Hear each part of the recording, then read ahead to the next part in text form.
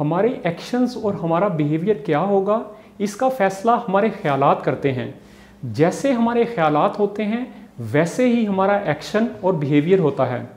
अगर आप देखते हैं कि कोई शख्स बड़ा खुद एतमाद है, बड़ा कॉन्फिडेंट है, तो उसकी वजह यह है कि उसके पास एतमाद देने वाले ख्यालात हैं, उसके पास ऐसे कीमती ख्यालात हैं जो उसको एम्पावर करते हैं, जो उसको सपोर्ट करते हैं, जो उसको वैल्यूबल बनाते हैं। उसी की वजह से वो आपको कॉन्फिडेंट दिखाई देता है।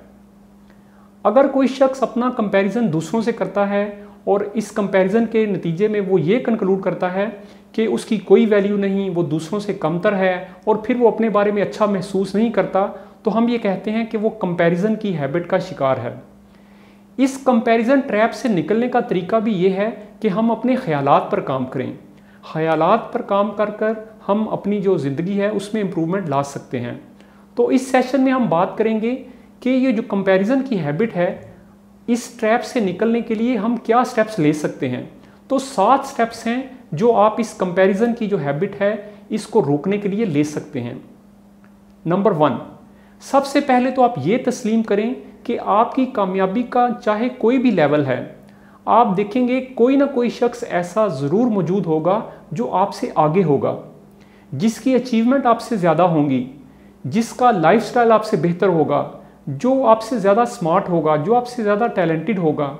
तो आपने ये हकीकत याद रखनी है कि कोई ना कोई शख्स ऐसा ज़रूर है जो टैलेंट में, स्किल्स में, एक्सपर्टीज़ में और अचीवमेंट में आपसे ज़्यादा होगा।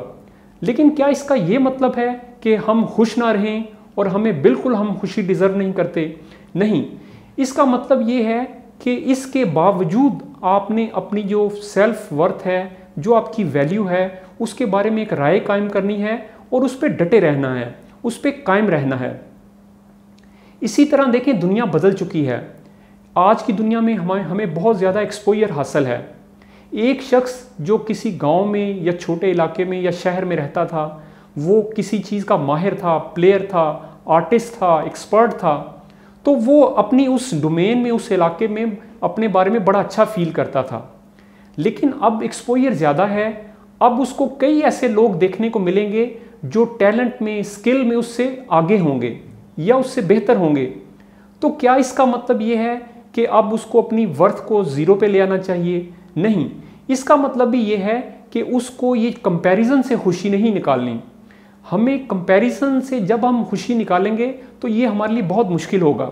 हमें अपनी खुशी को कंपैरिजन से नहीं जोड़ना, बल्कि अपनी जो सेल्फ वर्थ है, जो हमारी वैल्यू है, उसके बारे में हमें एक कंसेप्ट बनाना है और उस पर फिर हमें कायम रहना है।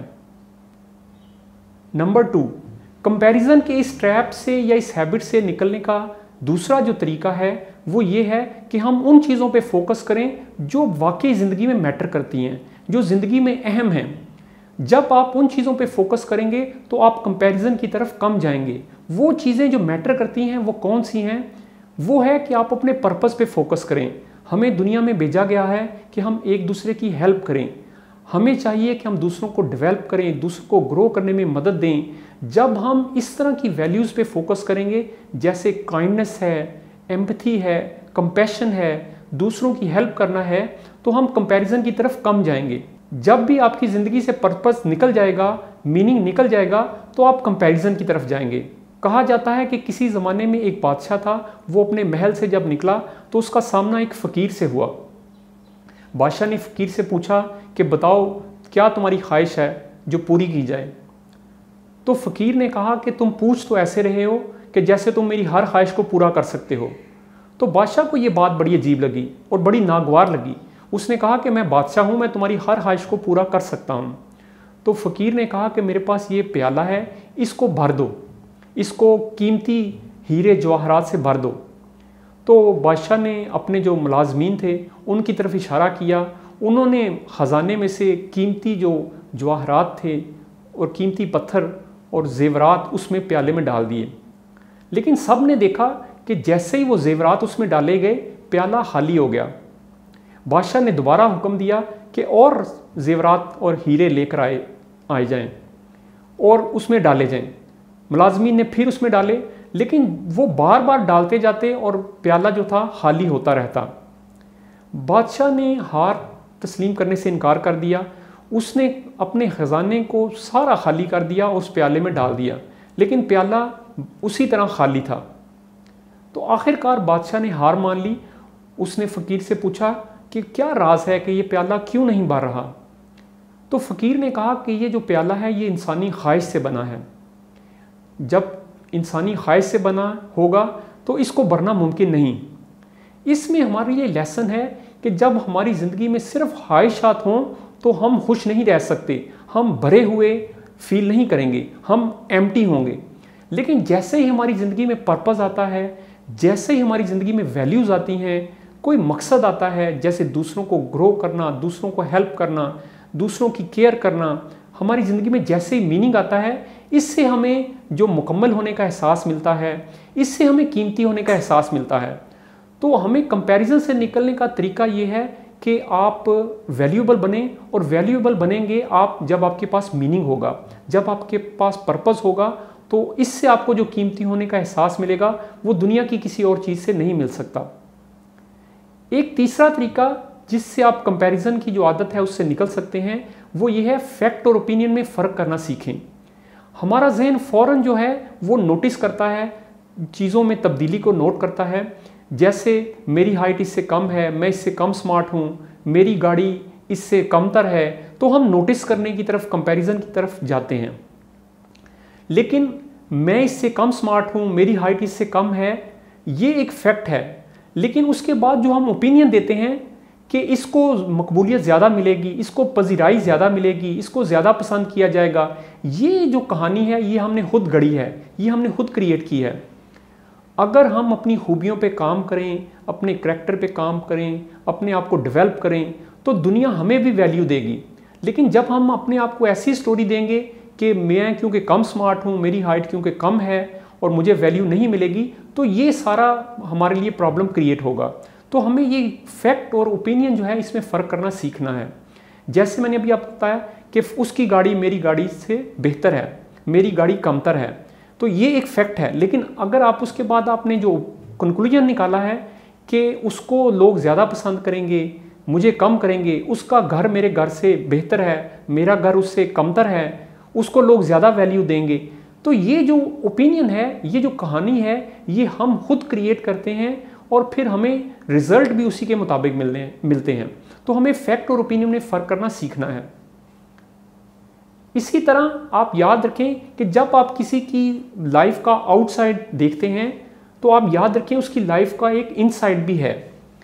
हम अक्सर जिन लोगों से मुतासिर होते हैं, जैसे कोई सेलिब्रिटी है या कोई फेमस शख्स है, हम उसकी लाइफ का सिर्फ आउटसाइड देखते हैं और हम उससे बड़ा इम्प्रेस होते हैं और हम फिर कंपैरिजन की तरफ जाते हैं। लेकिन मुकम्मल स्टोरी क्या है, उसकी लाइफ में क्या बैटल्स हैं, क्या प्रॉब्लम्स हैं, हो सकता है कि कई हवाले से उसकी लाइफ अच्छी ना हो और ऐसी हो कि आप अपनी जगह उसके साथ बदलने के लिए बिल्कुल तैयार ना हो। अगर आपको कंप्लीट स्टोरी उसकी लाइफ का पता चले, उसके अंदर की जो स्टोरी है, जो बिहाइंड द सीन है, अगर आपको उसका पता चले तो आप कभी भी उसकी जगह पे जाना पसंद ना करें। तो हमेशा याद रखें कि एक आउटसाइड पहलू भी होता है और एक इनसाइड पहलू भी है। तो आप जब कंपैरिजन करने लगें तो आप ये हकीकत याद रखें कि लोगों का जो इनसाइड पहलू है वो मुख्तलिफ हो सकता है। इसी तरह एक और तरीका है कि अपनी लाइफ को रिच बनाएं। जब आप अपनी लाइफ को इनरिच करेंगे तो आप दूसरों की तरफ कम झांकेंगे, आप दूसरों की लाइफ में कम मदाखलत करेंगे, आप कंपैरिजन की तरफ कम जाएंगे। जब आपके पास कीमती गोल्स हों जो आपको पसंद हों, जिन पर आप दिलो जान से काम करना चाहते हों, तो आप कंपैरिजन की तरफ कम जाएंगे। जब आपके पास सीखने के लिए बहुत कुछ हो, जब आपके पास करने के लिए बहुत कुछ हो, जब आपके पास हॉबीज़ हों, जब आप स्किल्स कोई सीख रहे हों, तो जब आपके पास करने के लिए बहुत कुछ होगा तो आपके पास बहुत कम टाइम होगा कि आप डिस्ट्रैक्ट हों और आप दूसरों की लाइफ की तरफ जाएं। इस तरह भी आप अपनी लाइफ को जब इनरिच करते हैं तो आप कंपैरिजन से बचते हैं। एक और शानदार तरीका है ग्रैटिट्यूड का तरीका। याद रखें कि ग्रैटिट्यूड की आदत जो है इसके लिए शौरी कोशिश करनी पड़ती है। आमतौर पे जो हमारा जहन है उसको ऐसा डिज़ाइन किया गया है कि वो देखता है कि क्या कमी है, क्या महरूमी है, क्या मेरी ज़िंदगी में कम है। अगर आप उसकी ट्रेनिंग करेंगे तो वो ग्रैटिट्यूड की तरफ भी जाएगा कि क्या मेरी ज़िंदगी में अच्छा है, कौन सा स्टफ मेरी ज़िंदगी में अच्छा है, मैं अब तक क्या क्या अचीव कर चुका हूँ। तो ग्रेटिट्यूड के लिए आपको एफर्ट करना पड़ती है। इसके लिए स्ट्रेटजीज़ हैं कि आप डायरी लिखें, नोट करें, नोटिस करें, अपने आप को बार बार याद करवाएं कि आप कितने ब्लेस्ड हैं, आपकी ज़िंदगी में क्या क्या चीज़ें मौजूद हैं। इनको टेक फॉर ग्रांटेड मत लें। तो ग्रेटिट्यूड एक ऐसी हैबिट है कि जब आपकी ज़िंदगी में ये आएगी तो आप कंपैरिजन की तरफ कम जाएंगे। और एक आखिरी स्टेप आपने जो लेना है वो ये है कि आपने जो be the best version of your life, आप अपनी ज़िंदगी को शाहकार बनाएं, अपने पोटेंशियल के मुताबिक जो आप बन सकते हैं वो करके दिखाएं। Run your own race. दूसरों से कंपैरिजन की बजाय अपना मुवाजना अपने साथ करें। आप गुज़िश्ता कल कैसे थे, आप गुज़िश्ता साल कैसे थे, तो उससे आपने बेहतर बनना है। तो आप दूसरों से कंपैरिजन से खुशी नहीं आपको मिलेगी, जब आप अपने से कंपैरिजन करेंगे और इससे आप बेहतर फील करेंगे। तो आप कामयाबी के लिए भी दूसरों के जो स्टैंडर्ड्स हैं उनको फॉलो मत करें। आप यूनिक हैं, आपका टैलेंट यूनिक है, आपने दुनिया में जो रोल प्ले करना है वो यूनिक है। तो इसका मतलब ये है कि आप खुद को दूसरों से कंपेयर नहीं कर सकते। ये जो यूनिकनेस है, ये इस पे आपने फोकस करना है, ये आपको वैल्यू देगी। हमेशा याद रखें कि आपने अपना मुकाबला अपने साथ करना है। अगर आप इन स्टेप्स को फॉलो करेंगे तो आप ये जो कंपैरिजन की हैबिट है इससे निकल आएंगे।